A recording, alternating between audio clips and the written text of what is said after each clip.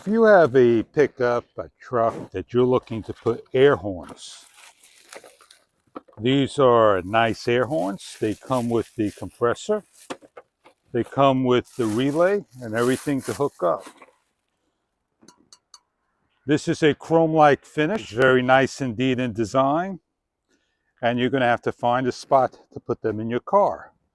We're going to demonstrate and demonstrate only how they work. You'll find a spot on your car to place the actual compressor. You want to make sure you get the hose on properly. You want to make sure you look for the ground, which is over here. Slide on the protective cover and put to a ground unit. This is positive. This is ground by the compressor's opening. You have a yellow lead that goes to the positive, snaps on to place, and then you have a white and blue cable and a red with the fuse and a terminal.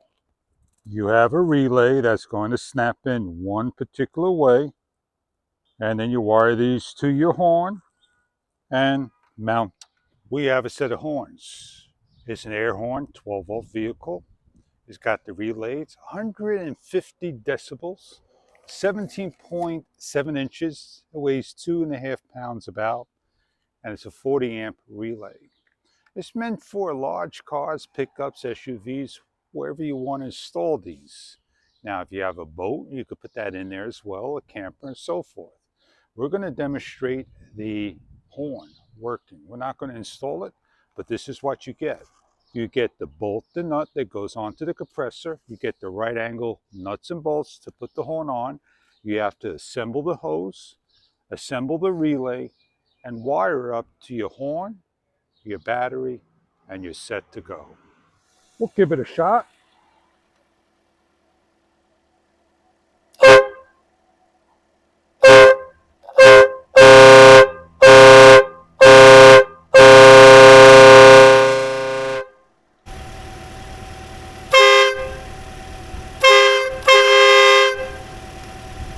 These are something else.